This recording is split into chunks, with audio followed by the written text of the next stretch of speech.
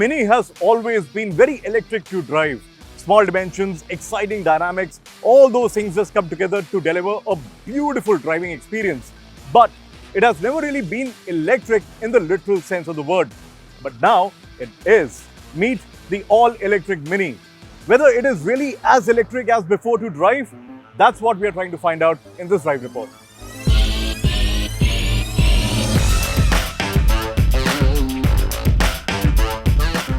The Mini has always been a very funky design.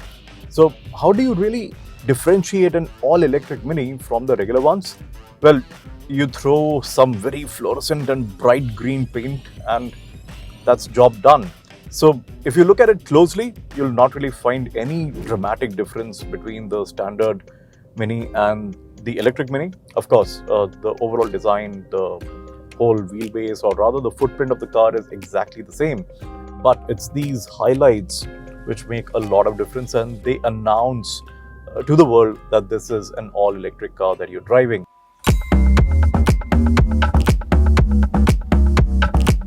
The first thing that you notice the moment you start driving the electric Mini or this SE model is the fact that it just looks way too familiar to the standard Mini, because everything inside is exactly the same. The whole dashboard layout is the same. The surround dial or the whole screen that is integrated within it, it dominates the front end. But yes, you get these very funky highlights right in the center of the dashboard that again, has a little bit of a fluorescent green theme going on to just tell you that you are driving a very silent and an all-electric Mini.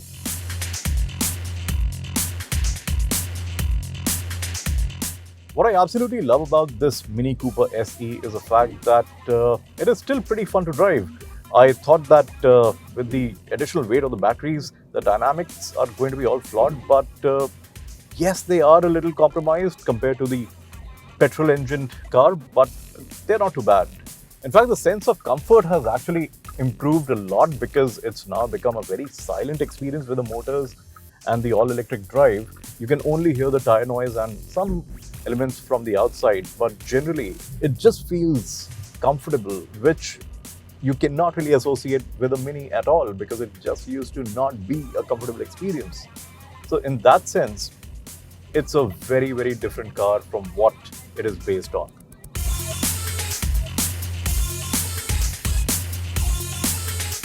And you can totally get the fact that it is based on the standard Mini, which has an internal combustion engine, because it has a tiny battery pack.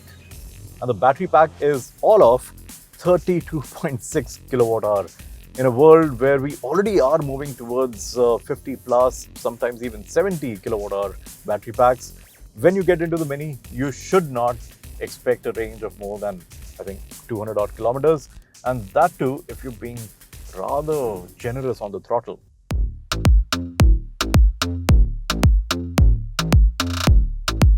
But from the performance point of view, it's again not bad at all. It delivers about 184 horsepower and 270 Newton meters. So to move this small footprint around, these are healthy numbers.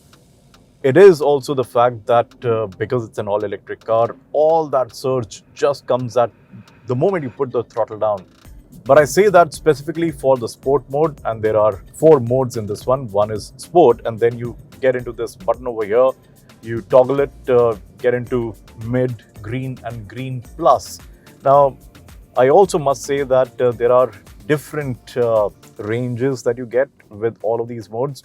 Right now, we are at about 75% of the battery capacity, and I've dialed the car down into green plus mode, and it shows me a range of 139 kilometers. The moment I get the car into green, not green plus, green, the range reduces to 128 kilometers. And then when you go into mid or sport, it further gets reduced to 120 kilometers. So with 75% of charge remaining, you have a range of, realistically speaking, about 100 kilometers or 120 kilometers at max. That just gives you that whole doubt in your mind that can it be used as a car to go from one city to another.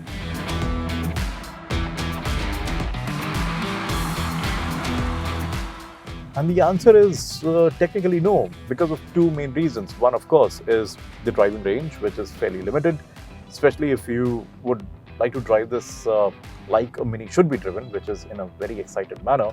So then, of course, the range definitely goes down. And the other is the fact that this is not all that practical a car anyway. I expect that if you're going from one city to another, you are also going to have a lot of luggage and probably a couple of partners with you. But the space in this thing is good only for two people.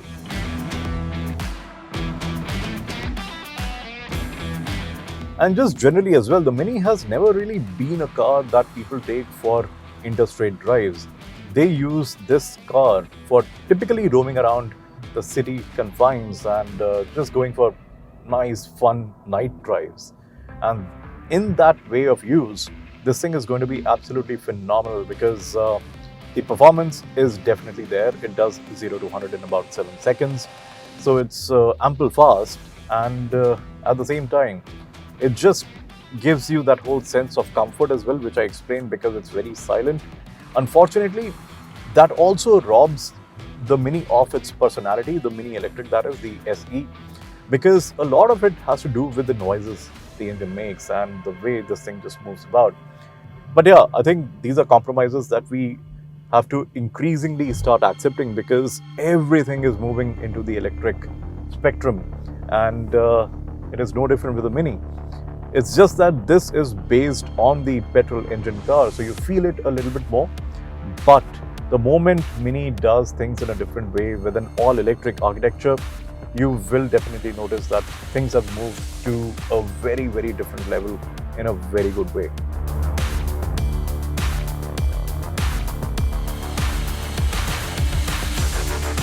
From the dynamics perspective, I think the steering is pretty delightful, but I have one issue with it. It still kind of torque steers. The moment you put your foot down on the accelerator pedal, this just torque steers a bit, and you have to kind of just hold the steering and get it back into place. So that is the only thing which is kind of sticky, but I think this is something that you'll get around in no time at all. Otherwise, the front is very, very intuitive. It darts into corners. In fact, we have always said, and it has become almost like a cliche with the Mini, that it handles like a go-kart.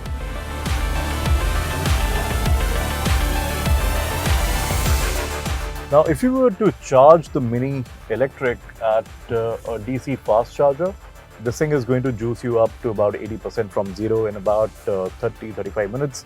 And if you plug it into an 11 kilowatt AC wall box, then it's going to take about 2.5 hours to charge this one from 0 to 80%. And it can also deliver 0 to 100 kilometers of range from a DC fast charger in about 15 minutes. So while you may actually frown on the fact that it has a very small battery pack and the usable range is actually, again, quite low, just about 200 kilometers if you're stretching it, the very fact that it can be charged fairly fast is also a boon. So it doesn't really take a lot to actually charge it from 0 to 100 kilometers of range. But you also have to be mindful that you have to find a 50 kilowatt charger, and only then it's going to be charging at that rate. So yeah, it's an if and but sort of a situation again.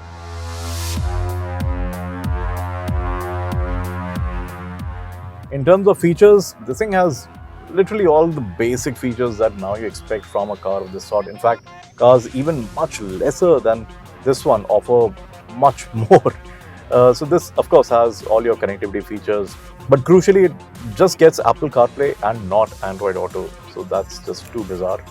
It also has corner brake control, so that's a great thing because it just gets you in check when you're being a hooligan behind the wheel. And rest of the things are pretty normal. You get ABS and ESP and stuff like that. So all the safety net is covered with basic passive features, and your other features, which are essentially about infotainment and everything, are also at the most basic level now, at least when it comes to the industry standard.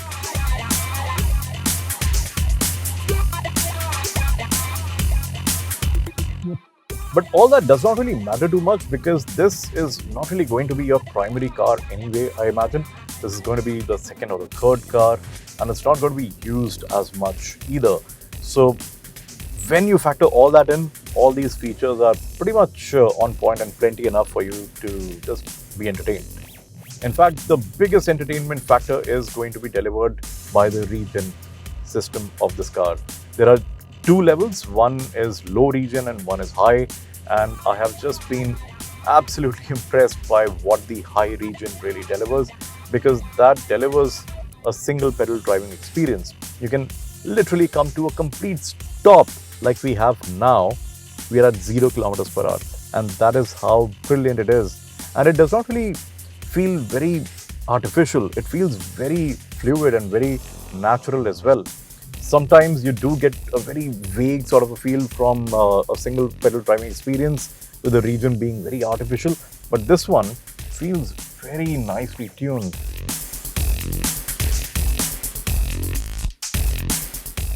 So it is technically a rehashed job done very well, from a petrol engine car converting into an all-electric experience. Done very nicely and just puts a beautiful smile on your face. It continues to be a good, funky little thing, and that is exactly what minis should always be. Period.